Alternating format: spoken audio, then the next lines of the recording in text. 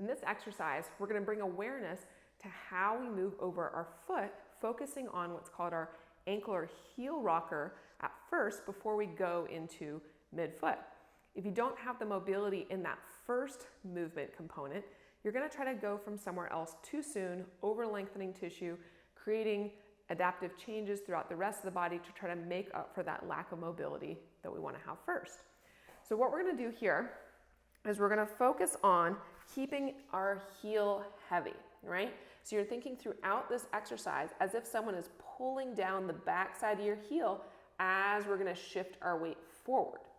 It can be really helpful to have the edge of a yoga mat underneath just the very back side of that heel if it was a dime size to help bring that awareness, because sometimes it's not that this part of the heel lifts up, it's more that just that back side kind of unweights with it. So keeping that heel heavy is going to allow for some eccentric lengthening and opening through the back side of the ankle here to allow this talus bone here to be able to slide back and create more opening for that arch to be able to then relax towards the ground.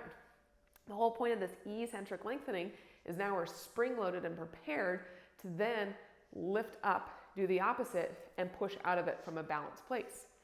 We're also visualizing too, as we go to shift forward, you can almost think about this heel bone shifting back and sliding away from here to create length in that arch.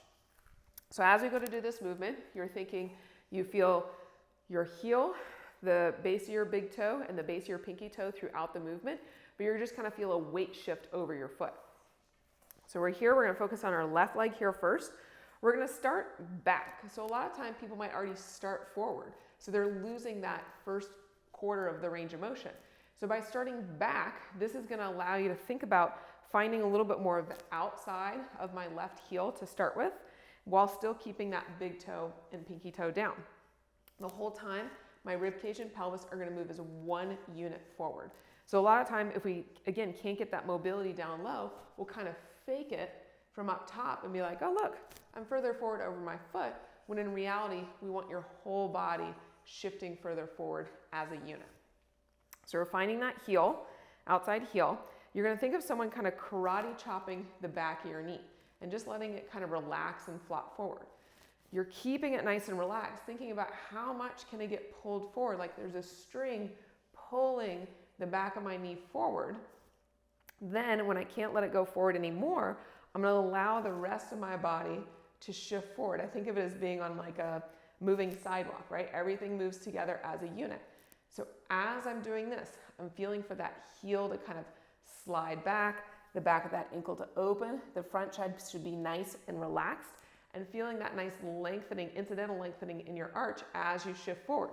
You go as far as you can, then you're going to shift your weight back slowly, again moving as a unit, everything shifting back, that knee is straightening, and to help find that outside heel, we can also even add lifting those toes up while keeping the base of that big toe down and even rotating your pelvis towards that front leg. So you're really feeling that full lift of that arch, connecting to that outside heel, letting those toes come down, and then repeat. Knee softens, let that knee fall forward, heel stays heavy. Someone's pulling down the back side. Everything shifts forward as a unit. Toes don't scrunch, so you're feeling that arch lengthen, and then you're gonna shift back, letting everything come back, lifting those toes up, giving a little bit of a rotation, and then afterwards, your foot and ankle should feel more relaxed. It should feel like you can stride over it more easily, and that can affect how you load your hips. So one view from the front here is we're going to watch for how we might have to bias depending on how people present to us. So again, if they start off kind of, off to the right side, you might have to tell them to shift over to the left to get centered over that left foot a little bit more. You might have to have them as they go forward. If their tendency is for their knee to just want to go in, you might have to cue them to gently push their knee out a little bit. We don't want to go so far out as this, but more of don't let it just collapse in and go through that arch early, but instead get that lengthening through the back side of that heel. You might have to cue them to stay more on the outside of the heel if they tend to always want to collapse to the inside.